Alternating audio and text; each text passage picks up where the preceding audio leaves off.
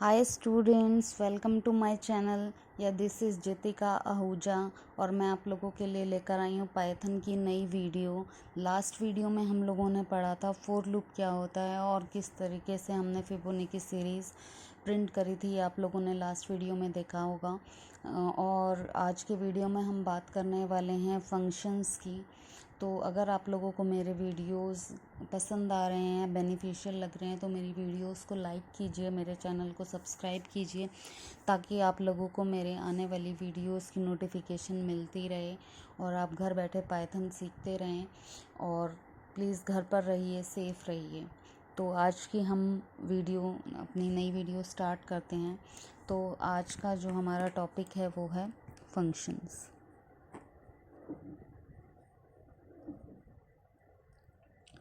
तो सबसे पहले समझ लेते हैं फंक्शंस होता क्या है। फंक्शंस क्या होते हैं कि ग्रुप ऑफ स्टेटमेंट होती है या सब प्रोग्राम बोल लो, आपके प्रोग्राम का पार्ट समझ लो। तो ग्रुप ऑफ स्टेटमेंट्स होती हैं और हम इसको क्यों बनाते हैं, ताकि हमें एक ही कोड को बार बार लिखना ना पड़े। एक ही कोड की हमें अगर बार बार ज़रूरत पड़ रही है तो हम क्या करेंगे, तो हम उस फंक्शन को सिर्फ कॉल करेंगे और हमें वो कोड बार बार लिखना नहीं पड़ेगा। ये फ़ायदा हमारा फंक्शन बनाने से हो जाता है, जिससे हमारा टाइम बच जाता है और हम लोगों के लिए एरर फाइंड करना भी इजी हो जाता है। तो सिंपल अगर मैं किसी एग्जांपल से समझाऊं तो किसी कंपनी में अलग अलग डिपार्टमेंट्स होते हैं। तो आप लोगों के लिए थोड़ा इजी होता है कि कौन सा काम किस डिपार्टमेंट का है और ये काम किसको करना चाहिए। आप लोगों के लिए इजी होता है कि किसको कॉल करें अगर एक कोई भी काम अगर करवा रहे हैं आप तो। लेकिन अगर डिपार्टमेंट्स ही नहीं होंगे तो सब एम्प्लॉयज़ को आप कुछ भी काम असाइन कर रहे हैं, तो ऐसी कंडीशन में आप लोगों के लिए गलती ढूंढना भी थोड़ा सा मुश्किल हो जाएगा।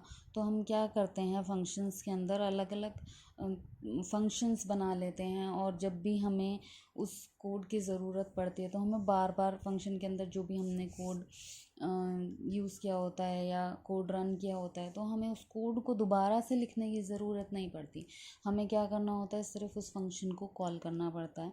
तो आज हम फंक्शन बनाने का पाइथन के अंदर सिंटेक्स भी पढ़ने वाले हैं और फंक्शंस के कुछ एडवांटेजेस भी पढ़ने वाले हैं। तो देखते हैं सबसे पहले फंक्शंस क्या होते हैं। फंक्शंस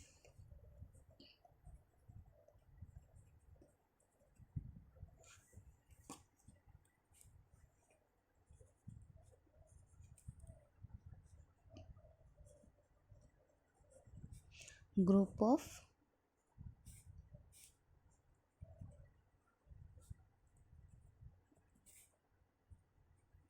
स्टेटमेंट्स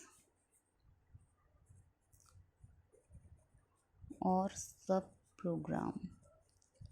ओके स्टूडेंट्स, और मैंने आपको बताया कि हम क्यों बनाते हैं, ताकि हमें एक ही कोड बार बार लिखना ना पड़े। तो कुछ एडवांटेजेस पढ़ लेते हैं हम फंक्शंस के।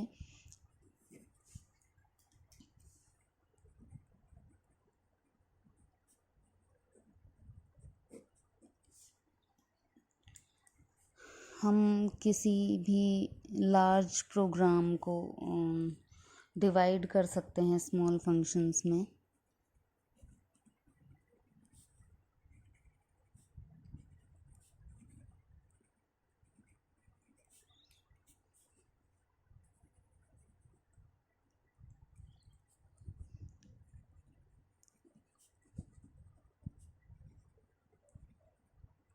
ओके, दूसरा एडवांटेज क्या हो गया, एरर फाइंड करना हम लोगों के लिए इजी हो जाता है, जैसे मैंने आप लोगों को बताया। By using function it is easy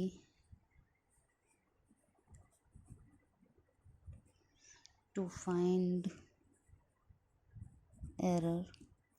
third advantage क्या है कि हमें बार बार कोड को लिखने की ज़रूरत नहीं पड़ती। We don't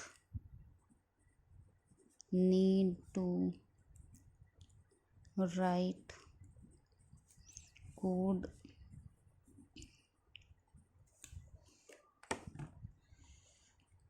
code again and again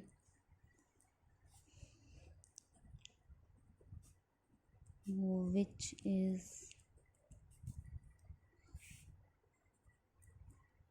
written in function। और फोर्थ एडवांटेज है कि जब भी हमें ज़रूरत पड़े हम उस फंक्शन को कॉल कर सकते हैं। when we needed we can call function again and again। मतलब एक ही बार आप फंक्शन के अंदर कोई कोड लिखेंगे और आपको जब भी जितने बार भी ज़रूरत पड़े आप बार बार फंक्शन को कॉल कर सकते हैं। एक ही बार नहीं, आपको जितने बार ज़रूरत पड़े उस लिस्ट ऑफ कोड की, तो आप बार बार उस फंक्शन को कॉल कर सकते हैं। ये फ़ायदा है। और टाइप्स ऑफ फंक्शन देख लेते हैं कि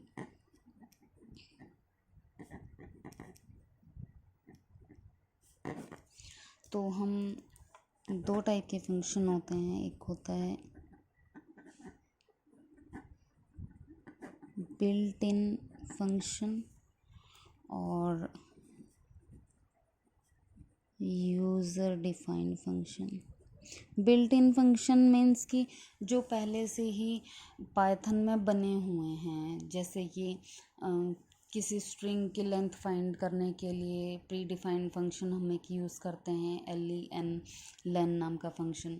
आप लोगों ने अभी तक जो प्रोग्राम किए हैं उसमें आप इनपुट फंक्शन का यूज़ करते हैं। जब आप यूज़र से इनपुट लेते हैं तो वो भी एक बिल्ट इन फंक्शन है। बिल्ट इन मतलब जो पहले से पाइथन के अंदर बने हुए हैं, पहले से ही आप उसमें कोई चेंजेस नहीं कर सकते कि मतलब आप इनपुट का आई कैपिटल लिख दें या कुछ भी, जैसे वो बने हुए हैं आप उसी तरीके से यूज़ करेंगे। स्मॉल लेटर्स में absolute function, list, minimum, maximum, ये सब हम आगे यूज़ करेंगे कुछ बिल्ट इन फंक्शंस। तो हम यूज़र डिफाइंड फंक्शंस की बात करने वाले हैं कि यूज़र अपने फंक्शन किस तरीके से बना सकता है अगर उसको कोई फंक्शन अपना बनाना हो। तो सिंटेक्स मैं बता देती हूँ आप लोगों को। तो देखिए स्टूडेंट्स, अगर जब आपको यूज़र डिफाइंड फंक्शन बनाना है तो आपको इस तरीके से डिफ फंक्शन का यूज़ करना पड़ेगा, DEF इस तरीके से। उसके बाद आपको देना होगा फंक्शन का नाम, देन फंक्शन का नाम और उसके बाद आर्ग्यूमेंट्स। ठीक है, तो डेफ फंक्शन आपको यूज़ करना पड़ेगा अपने फंक्शन के नाम से पहले। और आप फंक्शन का नाम कुछ भी रख सकते हैं जो आप चाहें। जैसे कि अगर आप 2 नंबर्स को ऐड करा रहे हैं तो आप ऐड रख दीजिए फंक्शन का नाम। ठीक है, और आर्ग्यूमेंट्स की जितने इनपुट आप यूज़र से लेना चाहते हैं इसके अंदर आप उतने आर्ग्यूमेंट आप लोगों को पास करने होंगे। तो ये हम लोगों का सिंटेक्स है कि हम पाइथन के अंदर किस तरीके से अपने फंक्शन को बना सकते हैं। ओके स्टूडेंट्स, तो आगे आने वाली वीडियोस में हम फंक्शन से रिलेटेड ही कुछ प्रोग्राम रन करके देखेंगे और इसको और अच्छे से समझेंगे। अगर आप लोगों को वीडियो पसंद आई हो तो लाइक कीजिए। Thank you all. Goodbye students.